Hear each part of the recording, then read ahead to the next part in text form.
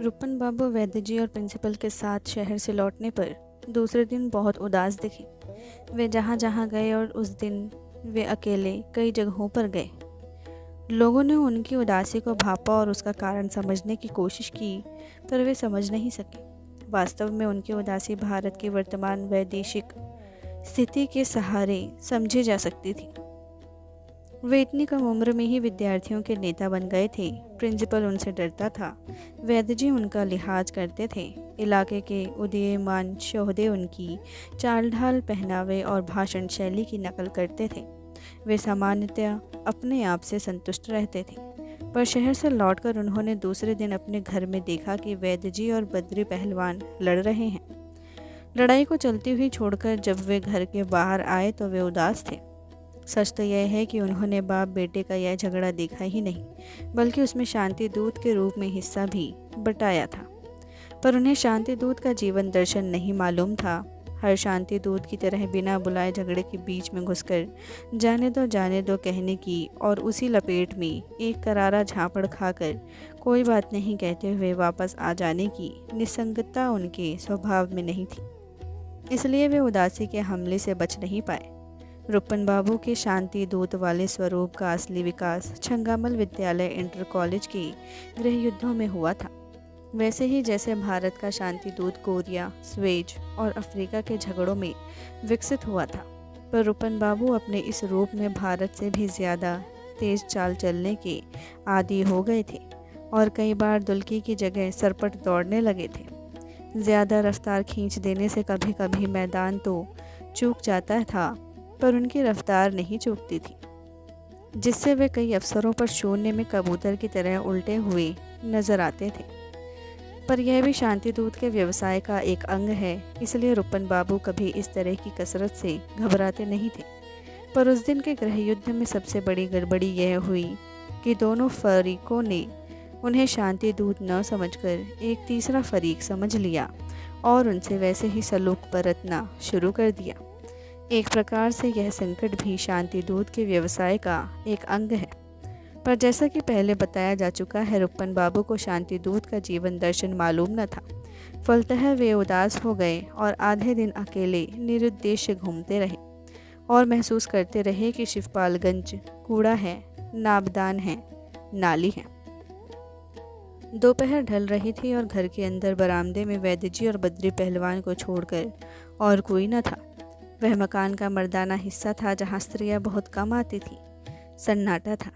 रुपन बाबू बरामदे से लगे हुए कमरे में चुपचाप लेटे हुए थे। कॉलेज में आज छुट्टी थी और वे पिछली रात काफ़ी देर जागते रहे थे, इसलिए वे काफ़ी सो चुकने के बाद भी दोबारा सोने की कोशिश में थे। तभी उनको अपने पिता की शास्त्रीय आवाज़ सुन पड़ी। मुझे ज्ञात नहीं था कि तुम इतने नीच हो। जिन कान में ऐसी बात पड़े और वह एकदम सीधा खड़ा न हो जाए, वह कुत्ते की पूंछ से भी बदतर है। रुपन बाबू ने कान खड़े कर लिए और धीरे से झांक कर देखा। वैद्य जी चारपाई पर पलथी मारे हुए बैठे थे और बद्री पहलवान पास ही चबूतरे पर पंजों के बल बैठे हुए थे। दोनों में बिना किसी घोषणा के और बिल्कुल अनौपचारिक वातावरण में लड़ाई हो रही थी। माहौल इतना घरेलू था कि अगर रुपन बाबू ने वैद्य जी की यह बात न सुनी होती तो वे यही समझते कि उनके बड़े भाई और बाप अकेले में कोऑपरेटिव यूनियन में एक नए गबन की तात्कालिक आवश्यकता जैसे सामूहिक महत्व के विषय पर आरंभिक परामर्श कर रहे हैं। जो भी हो, रुपन बाबू ने वह बात सुनी और उसी लपेट में वैद्य जी के मुँह से फिर दूसरी बात सुनी। तुम मूर्ख भी हो, मैं इसकी कल्पना नहीं कर सकता था। बद्री पहलवान ने लापरवाही से एक जम्हाई से लेते हुए कहा। घर में गाली गलौज करने से क्या फ़ायदा, यह अच्छी बात नहीं है। शायद इस व्यवहारिक बात ने वैद्य जी पर वाजिब असर डाला। उन्होंने सोहराब मोदी वाली शैली बदल दी। मामूली बातचीत के ढंग पर उन्होंने कहा, और जो तुमने किया है वह अच्छी बात है। तुम्हें कुछ इसके परिणाम का भी पता है। इससे मेरी आत्मा को कितना कष्ट हुआ जानते हो। बद्री पहलवान ने आज सवेरे शायद भंग नहीं पी थी। यह एक भौतिक सिद्धांत है कि भंग न पीने वालों को भंग पीने से जम्हाइयाँ आती हैं और भंग पीने वालों को भंग न पीने से जम्हाइयाँ आती हैं।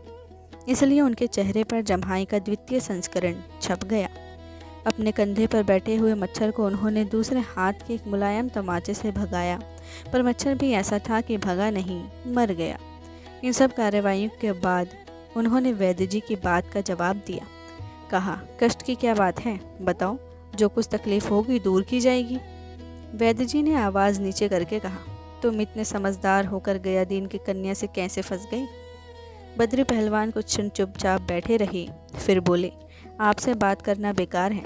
कहकर उन्होंने खूंटी से लटका हुआ कुर्ता उतारकर कंधे पर डाला और दरवाजे की ओर चले। वैद्य जी ने कहा, अब भागे कहाँ जा रहे हो। भाग कौन रहा है, कोई तुक्की बात हो तो की जाए। घर के भीतर भी बेतुकी बातें होने लगेंगी तो बस हो चुका। वैद्य जी आवाज़ का गियर बदलकर बोले, पर यह बात कभी तो करनी ही पड़ेगी। बद्री पहलवान ने अपने पैरों में ब्रेक लगाया और वहीं से कहा, इस वक्त तुम्हारी ज़बान से ऊँट पटांग बातें निकल रही हैं। यह सब ठीक नहीं है। बात फिर कभी कर लेंगे। फिर कब, जब मेरी नाक कट कर गिर जाएगी। बद्री पहलवान मजबूरी में लौट पड़े। कंधे पर कुर्ता लटकाए हुए ही वे फिर चबूतरे पर पंजों के बल बैठ गए।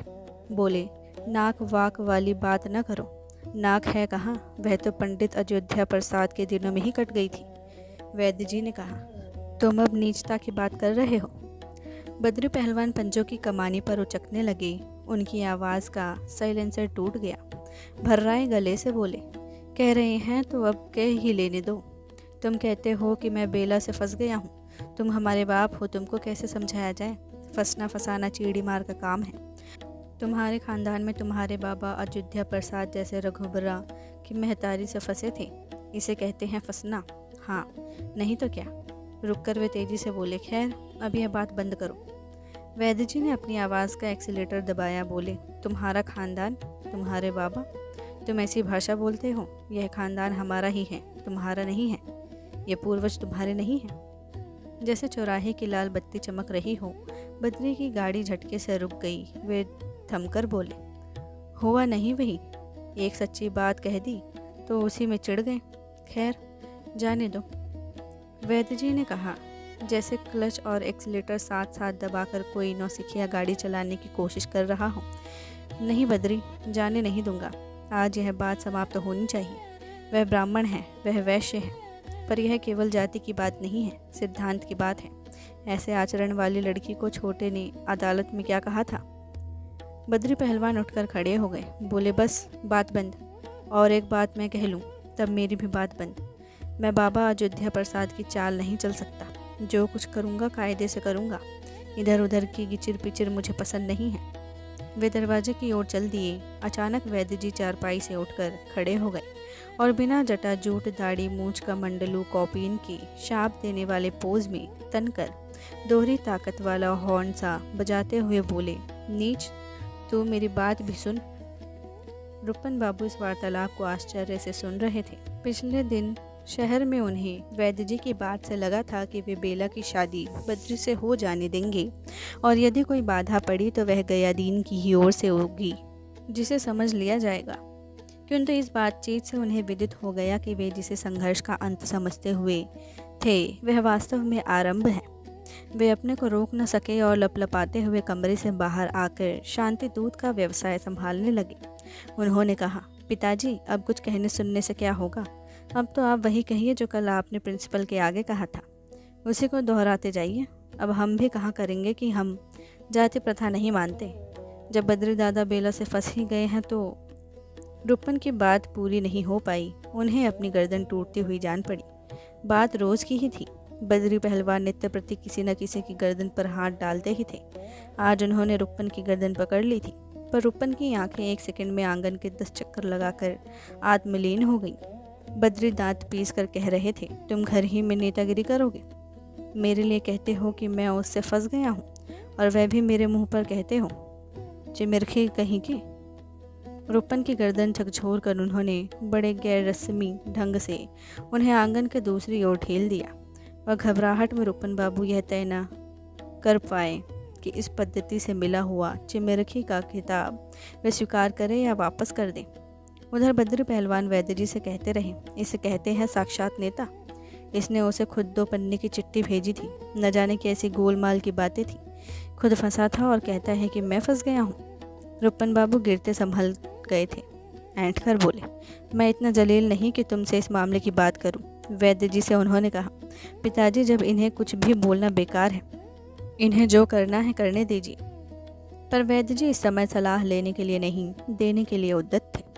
कड़ी आवाज़ में बोले, जो भी हो रुपन, यह तुम्हारे बोलने का विषय नहीं है। मुझे तुम सबसे शिकायत है, मुझे तुम्हारे आचरण की भी खबर है। रुपन बाबू तैश में आ गए। यह बात है, उन्होंने अपनी गर्दन को ऊंचा उठाकर सीना तान कर जवाब दिया। तो मुझे भी आपके आचरण की खबर है। लड़ाई का यह अंतिम दृश्य था। बद्र पहलवान ने व्यंग्यपूर्वक अपने पिता से कहा। सुना? रुपन बाबू झपटकर बाहर चले गए। वैद्य जी चारपाई के पास चुपचाप खड़े रहे। ऐसे मौके पर फिल्मी हीरो के बाप की तरह संभाल कर रोए नहीं। अपने भ्रष्टाचार की शिकायत पर कमीशन बैठाए जाने की सूचना पाकर किसी बड़े नेता की तरह उन्होंने यह वक्तव्य नहीं दिया कि पहले भ्रष्टाचार की एक सर्वमान्य परिभाषा निश्चित होनी चाहिए। अपनी रचनाओं की खराब आलोचना पढ़कर टेक्स्ट बुक कमेटी की कृपा से लखपति बनने वाले किसी साहित्यकार की तरह वे अवज्ञा की हंसी नहीं हंसे। अपने आचरण के विरुद्ध इतनी बड़ी चुनौती सुनकर उन्होंने ऐसा कोई काम नहीं किया। वे चुपचाप खड़े रहे। उनके पेशे में जो सबसे आसान काम था उन्होंने वह तक नहीं किया। अपने मुंह से उन्होंने हे राम तक नहीं निकाला। दोपहर ढल रही थी। एक हलवाई की दुकान पर एक हलवाई बैठा था जो दूर से ही हलवाई सा जान पड़ता था। दुकान के नीचे एक नेता खड़ा था जो दूर से ही नेता जैसा दिखता था। वहीं साइकिल का हैंडल पकड़े हुए पुलिस का सिपाही खड़ा था जो दूर से ही पुलिस का सिपाही दिखता था। दुकान पर रखी हुई मिठाइयाँ बासी और मिलावट के माल से बनी जान पड़ती थीं और थीं भी। दूध पानीदार और अरारोट के असर से गाढ़ा दिख रहा था और था भी। पृथ्वी पर स्वर्ग का यह एक ऐसा कोना था जहाँ सारी सच्चाई निगाह के सामने थी। न कहीं कुछ छिपा था, न छिपाने की ज़रूरत थी। दुकान पर जलेबी, पेड़े और गट्टे रखे थे। उन्हीं के बगल में शीशे के छोटे छोटे कंटेनरों में कुछ रूखे सूखे लकड़ी के टुकड़े से पड़े थे जो बिस्कुट, केक और मस्क इत्यादि की परंपरा में बने हुए स्थानीय पदार्थ थे। जैसे शहर में वैसे यहाँ पर भी ये पदार्थ बता रहे थे कि पूरब पूरब है और पश्चिम पश्चिम है और दोनों मिठाइयों की मार्फत शिवपालगंज में मिलते हैं। वहीं रुपन बाबू और लंगड़ भी मिले। रुपन बाबू लंगड़ को कुछ उसी तरह से देखते थे जैसे पहले दर्जे में सफ़र करने वाला तीसरे दर्जे के किसी ऐसे मुसाफिर को देखता है जिस पर बिना टिकट चलने का शुबहा किया जा रहा हो। पर आज रुपन बाबू उदासी के उस आलम में थे जिसमें विश्व मैत्री आदि पंचशील के सभी सिद्धांतों को आसानी से अमल में लाया जा सकता है। इसलिए उन्होंने गिरी आवाज़ में पूछा, क्या हो रहा है जी तुम्हारे मामले में? आज तो छुट्टी है बापू, पता नहीं चल पाया। वैसे नकल तो अब बन ही गई होगी। लंगड़ ने पिछले दिनों की प्रगति बतानी शुरू की। बन तो तभी गई थी पर मैं लेने नहीं जा पाया। मुझे मियादी बुखार आ गया था। उस दिन सदर की कचहरी में गिरा तो फिर उठ नहीं पाया। फिर सोचा मरना है तो अपने गांव ही में मरे। उधर के ही एक ठाकुर वहां आए थे, अपने साथ लिए गए। वहां लोगों ने बताया कि मियादी बुखार है। पर एक दिन गांव में कई लोग मोटर पर आए। गांव भर की दीवारों पर गेरों से न जाने क्या क्या अंग्रेजी में लिख गए। उसके बाद बापू उन्होंने हमारा खून निकाला और मशीन में डालकर देखा। अब देखो तो बापू कैसा अचंभा है इस कलयुग का कि आदमी तो हम देसी और हमें बीमारी लग गई विलायती। मोटर पर जो आए थे वे बोले कि लंगड़ बड़ा आदमी है, उसे मलेरिया हुआ है। क्या बताएं बापू। उसी के बाद मोटर वालों ने गांव में बड़ा काम किया। 2-3 लोग एक एक मशीन लेकर चारों तरफ कुआं, ताल, गड्ढा, गड्ढी सभी पर किर करते हुए घूमे। 2 आदमी बराबर हर घर के आगे जा जाकर गेरू से मलेरिया महारानी की स्तुति अंग्रेजी में लिख गए। उन अक्षरों का प्रताप बापू की सारे मच्छर भाग गए। हम भी बापू महीना भर दुख भोग कर आपका दर्शन करने को फिर से उठकर खड़े हो गए। नेता बोला, क्या बात सुनाई है लंगड़ों तुमने की? लिखे देख अंग्रेजी अक्षर, भागे मलेरिया के मच्छर। हलवाई ने नेता की तारीफ सुनाई। क्या कवित्व सुनाया है आपने भी? जलेबी खाइए इसी बात पर। नेता ने बिना तकल्लुफ़ मक्खियाँ उड़ाकर 4-5 जलेबियाँ थाल से निकाल ली और खाना शुरू कर दिया। उधर सिपाही लंगड़ से बोला, तो कहो कि मरते मरते बचे। यह तो ठीक है बापू, पर मैं जानता था कि मैं मरूंगा नहीं। भगवान के दरबार में ऐसा अंधेर नहीं हो सकता। जब तक मुझे तहसील से नकल नहीं मिल जाती मैं मर नहीं सकता। लंगड़ की आवाज़ में न जाने कितने कबीर तुलसी रैदास आकर सुर भरने लगे। वह बोला, बिना नकल देखे मेरी जान नहीं निकल सकती। मैं सत्य की लड़ाई लड़ रहा हूँ। सिपाही बोला, तुम साले बांगड़ई हो, 2 रुपए के पीछे ज़िंदगी बर्बाद किए हो, ठोक क्यों नहीं देते हो 2 रुपए। लंगड़ सिर हिलाकर बोला, तुम यह बात न समझोगे बापू, यह सत्य की लड़ाई है। रुपन बाबू ने बात बदलकर पूछा, तो अब क्या हो रहा है? लंगड़ ने कहा, कल परसों तक मिल ही जाएगा, अभी से जाकर तहसील के आगे पढ़ूंगा। नेता ने कहा, वहीं अपनी झोपड़ी डाल लो, दौड़ धूप बच जाएगी। रुपन बाबू बेंच पर बैठे हुए थोड़ी देर पैरों की पिंडलियां झटकते रहे, फिर हलवाई से बोले, एक कुल्हड़ दूध निकालो। कुछ सोचकर बोले, एक कुल्हड़ लंगड़ को भी दो। लंगड़ के साथ दूध पीकर रुपन बाबू जैसे ही उठने को हुए, नेता ने कहा, तो कैसा रहेगा लंगड़ों, वहीं तहसील के आगे झोपड़ी डलवाई जाए। लंगड़ ने वैष्णव जन वाली शैली में हंसकर प्रकट किया कि नेता बेवकूफ़ हैं और वह स्वयं विनम्र हैं।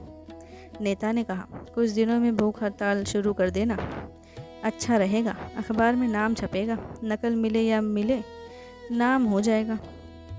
सोच लो लंगड़ों।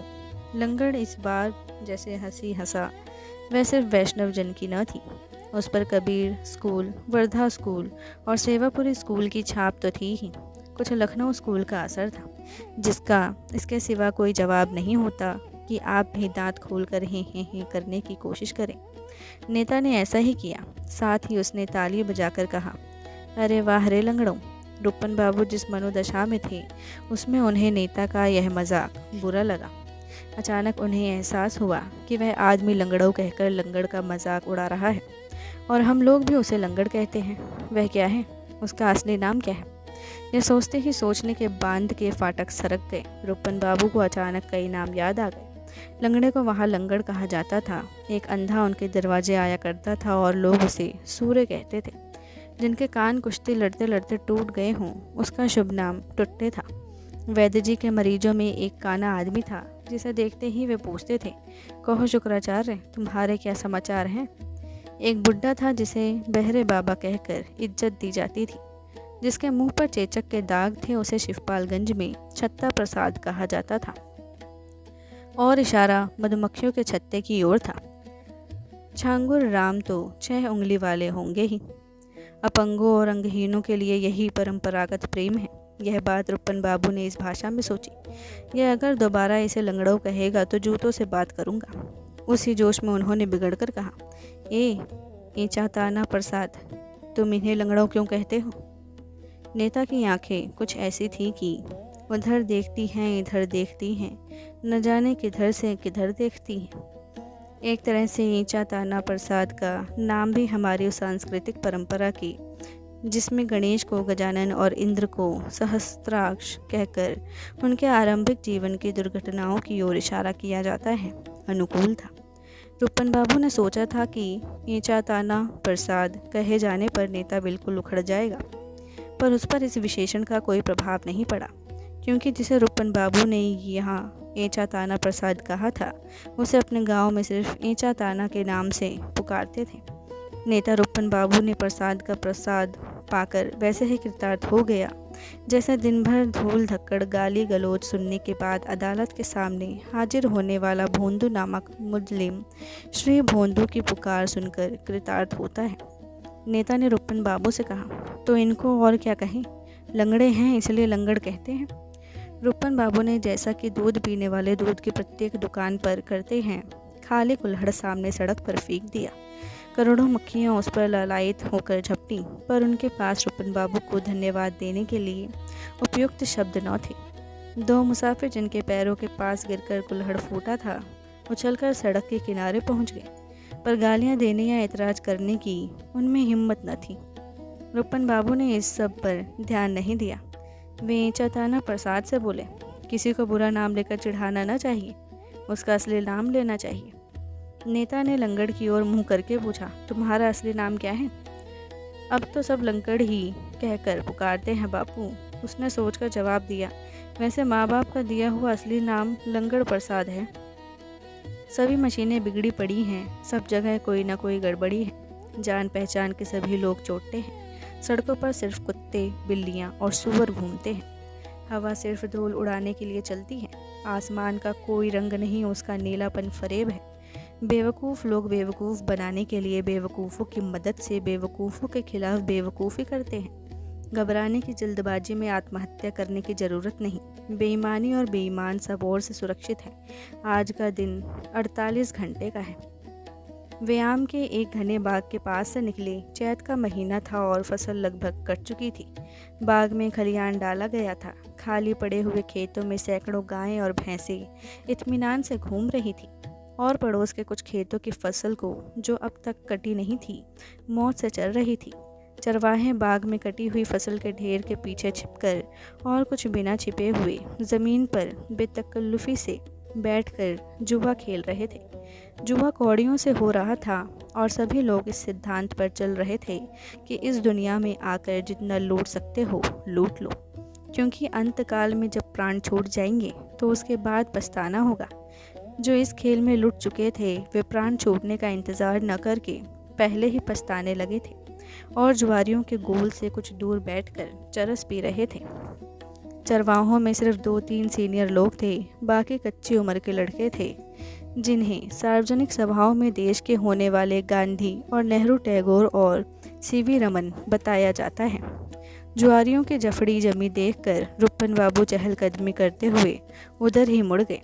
पर आज की मनोदशा में गोचारण लीला वाला यह वातावरण, जिसमें जानवर कमज़ोर किसानों की फसल चर रहे थे और चरवाहे जानवरों को वाजिब जगह पर पहुंचा हुआ समझकर दत्तचित्त होकर जुआ खेल रहे थे, बहुत आकर्षक नहीं लगा। जब सभी जुआरी अपनी जगह पर उठकर उनका स्वागत करने को खड़े हो गए तो उन्होंने स्कूल मास्टर वाली अदा से कहा, बैठो बैठो, अपना काम करो। वे थोड़ी देर खड़े ही खड़े जुए की प्रगति का निरीक्षण करते रहे। एक 11 साल के लड़के ने उनकी ओर देखकर मुंह से चरस का धुआं निकालना शुरू किया और इतनी देर तक निकालता रहा कि रुपन बाबू ने उनके खत्म होने की आशा छोड़ दी। वे आगे बढ़ गए। पीछे से जुआरी वृंद ने उनके पैर छूने का कोरस गाया।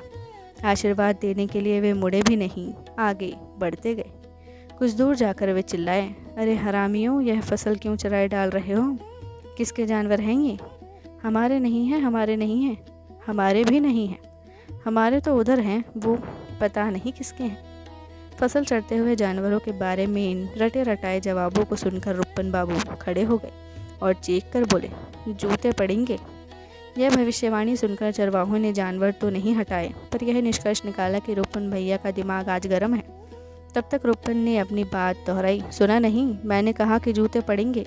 इस पर एक चरवाहा, हमारे जानवर तो हैं नहीं, पर हटाए देते हैं, का राग अलापता हुआ जानवरों को हाँकने के लिए और उसी क्रम में उन्हें एक नए खेत में चरने का मौका देने के लिए चला गया। खेतों के किनारे किनारे चलकर वे गांव के उस सिरे पर आ गए जिसका जिक्र पहले चमरही के नाम से किया जा चुका है। चमरही के बीच से वैद्य जी या उनके परिवार के किसी व्यक्ति का निकलना एक घटना के रूप में शुमार किया जाता था। एक ज़माना था कि किसी भी बामबन ठाकुर के निकलने पर वहाँ के लोग अपने दरवाज़ों पर उठकर खड़े हो जाते थे। हुक्कों को जल्दी से ज़मीन पर रख दिया जाता था, चिलमें फेंक दी जाती थी, मर्द हाथ जोड़कर पाएँ लाके महाराज का नारा लगाने लगते थे, औरतें बच्चों को गली से हाथ पकड़कर खींच लेती थीं और कभी कभी घबराहट में उनकी पीठ पर घूंसे भी बरसाने लगती थीं और महाराज चारों ओर आशीर्वाद लुटाते हुए और इस बात की पड़ताल करते हुए कि पिछले 4 महीनों में किसकी लड़की पहले के मुकाबले जवान दिखने लगी और कौन लड़की ससुराल से वापस आ गई, त्रेता युग की तरह वातावरण पर सवारी गांठते हुए निकल जाते थे। जमींदारी टूटने का यह नतीजा तो नहीं निकला कि चमरही गांव के भीतर समा जाती या वहां ढंग के 2-4 कुएं और मकान बन जाते, पर इतना तो हो ही गया कि किसी बामन के निकलने पर पहले जैसा गॉड ऑफ ऑनर न दिया जाए। इसलिए हाय, कहाँ वे दिन और कहाँ आज के दिन कि दीनता के भाव से बचने के लिए बामनों ने और ख़ास तौर से वैद्य जी ने यथासंभव उधर से निकलना बंद कर दिया था। चमरही में होने का एहसास रुपन बाबू को तब हुआ जब उनके कान में 2-1 बार पड़ा, पाए लागे महाराज। जैसा कि अपने देश में कहीं भी देखा जा सकता है, एक आदमी अपने मकान के आगे चबूतरे पर यूं ही बैठा था। रुपन बाबू को देखकर खड़ा हो गया। वे बोले, बैठा रह चुरैया, पुराने दिन लद गए। चुरैया ने, जिसका असली नाम चुरई था, और निरर्थकता ही जिसके नाम की सुंदरता थी। कहा, पाँव लागी रुपन बाबू। अब पाँव वाँव नहीं लगा जाता, सीधे सटीक डालने का वक्त आ गया है। एक लड़का धूल, काजल, लार, कीचड़ और थूक का बंडल चुरई के सामने खड़ा था। उसने उसे ठेलकर, जैसे राहुल को भगवान गौतम बुद्ध की शरण में भेजा जा रहा हो, कहा, जा रे रुपन भैया के पाँव छू ले। रुपन बाबू ने उसे आशीर्वाद दिया। पूछा, क्या नाम है इस लौंडे का? चंदप्रकाश, यानी चंद्र प्रकाश। रुपन बाबू मुस्कुराए बोले, चंदप्रकाश वल्द चुरई चमार, कहीं से बड़ा जोरदार नाम उड़ाया है। वे चलते रहे। चुरैया ने कहा, आज इधर कैसे भूल पड़े रुपन बाबू? क्या इधर से निकलना मना है? पंचायत का चुनाव तो हो गया, अब कौन सा चुनाव होगा है भैया? रुपन बाबू कुछ सेकंड तक चुरैया की हिम्मत देखकर अचकचाए से खड़े रहे। उसके बाद दिन में पहली बार हंसे। साले गंजहापन झाड़ रहे हो। वे एक गली से निकले। उसकी विशेषता यह थी कि किसी बहुधंधी योजना के रूप में न बनवाए जाने पर भी वह अपने आप हमारी बहुधंधी योजनाओं का अंग हो गई थी। वह गली थी, साथ ही नाबदान का पानी हजारों धाराओं से बहाने वाली नाली थी। नाली में बहने वाली गंदगी को सड़ाकर खाद का रूप देने वाला डिपो थी। इस सब के साथ आसपास गांव सभा का लैंप न होने के कारण वह अंधेरे में प्रेमातुर जोड़ों के लिए सामुदायिक मिलन केंद्र का काम देती थी। संक्षेप में महज होने भर से ग्राम सुधार की वह एक अच्छी खासी योजना थी। रुपन बाबू बिना नाक सिकोड़े गली के दूसरे छोर पर निकल आए। उसके बाद ही एक मैदान, फिर तहसील और थाने की इमारत दिखाई देती थी। उनसे कुछ ही आगे छंगामल विद्यालय, इंटर कॉलेज के छप्पर दिखाई देते थे, जिन्हें वैद्यजी सिद्धांतवश या शांति निकेतन का नाम सुनकर हटने नहीं देना चाहते थे। गली के मोड़ पर एक आदमी एक बुढ़िया से मुर्गा खरीद रहा था। बुढ़िया कह रही थी, हमने पठान बाबा की कब्र पर मानता मानी थी, यह मुर्गा तो हम उन्हीं के लिए पाल रहे हैं। मुर्गा खरीदने वाला सचमुच ही मुर्गे के लिए बड़ा आतुर हो रहा था और सब तरह की आफतों को झेलने के लिए तैयार था। उसने बुढ़िया को समझाना शुरू किया कि पठान बाबा को तो सिर्फ मुर्गे से मतलब, चाहे यह मुर्गा हो चाहे वह मुर्गा। उसने यह भी समझाया कि मुर्गा बेचने के दो तरीके हैं, एक सीधा तरीका और एक लात खाने वाला तरीका। उसने बुढ़िया को बड़ी भलमनसाहत से यह छूट दे दी कि जिस तरीके से चाहे उसी से मुर्गा बेच सकती है। उसने यह भी कहा कि हम मुर्गा खरीदेंगे ही नहीं, उसकी कुछ कीमत भी दे देंगे। रुपन बाबू ने चलते चलते उस आदमी को टोक कर कहा, कोई हाकिम आने वाला है क्या? उस आदमी ने जवाब में किसी को 10-20 गालियां सुनाई और उसी में यह आत्मकथा भी डाल दी कि वह सवेरे से मुर्गा ढूंढ रहा है। यह भूगोल में डाला कि शिवपालगंज बिल्कुल फटीचर जगह है। जब लोग बोलते हैं तो लगता है चारों तरफ मुर्गे ही मुर्गे हैं, पर खरीदने चलो तो सब दरबे में घुस जाते हैं। रुपन बाबू ने इसका मतलब निकाला कि शहर से उसका हाकिम आने वाला है। चलते चलते वे धीरे से बोले, मुर्गे का तो ठीक हो गया, पर उसका क्या होगा? किसका? रुपन बाबू ने एक इशारा किया, पर उस आदमी के लिए वह बिल्कुल अमूर्त कला थी। वह समझने को तैयार नहीं हुआ। गर्दन टेढ़ी करके उसने दोबारा पूछा, किसका? रुपन बाबू बोले, रमचन्ना की लड़की तो ससुराल चली गई, अब क्या करोगे? राम राम, आप भी कैसी बातें करते हैं पंडित जी। उस आदमी ने रुपन बाबू को झिड़क दिया। थाने के बाहर कान पर जनेऊ चढ़ाए हुए बनियाइन और अंडरवियर पहने हुए तंदुरुस्त सिपाही, पेड़ों के नीचे कुत्तों की तरह पड़े हुए चौकीदार, टूटे कुल्हड़ों, गंदे भिनभिनाते हुए पत्तों और धुआं निकालने वाली डिबरियों से संपन्न मिठाई और चाय की दुकानें, चीकट लगी हुई तिपाहियाँ, सड़क पर घरघराते हुए नशेबाज ड्राइवरों के हाथों चलने वाले हत्याभिलाषी ट्रकों के कारवां, साइकिल के गैरियर पर घास जैसे कागजात लादे हुए वसूली के अमीन, तहसीलदार का बदकलाम अर्दली, शराब पीकर नाई की दुकान पर बिना मतलब झगड़ने वाला पंडित रामधर का बेलगाम बेटा, जिसे सप्ताह में 7 बार स्थानीय पोस्टमैन उससे भी ज़्यादा शराब पीकर जूतों से पीटता है। कॉलेज की तरफ से आते हुए एक दूसरे की कमर में हाथ डालकर चलते हुए कोई कोरस जैसा गाते विद्यार्थी। सड़क पर रंगनाथ और प्रिंसिपल साहब आते हुए मिल गए। प्रिंसिपल ने कहा, खन्ना मास्टर का नया करिश्मा देखा तुमने रुपन बाबू? रुपन बाबू ने जवाब दिया, मैं खन्ना मास्टर के खिलाफ कुछ नहीं सुनना चाहता। सुनाना हो तो जाकर पिताजी को सुनाइए। प्रिंसिपल के कुछ बोलने के पहले ही उन्होंने रंगनाथ से कहा, चलोगे दादा? सनीचरा अपनी जीत की खुशी में भट्टी पर लोगों को फिर से छनवा रहा है। फोकट का सिनेमा देखना हो तो चलो, उधर से ही निकला जाए। प्रिंसिपल को फटकार देने के बाद रूपन बाबू की तबीयत हल्की हो गई थी। रंगनाथ ने कहा, मैं घर जा रहा हूँ। ठीक है, जाइए, मैं तो सिनेमा देखने जा रहा हूँ। दोस्तों, राग दरबारी उपन्यास का भाग 29 पूर्ण हुआ।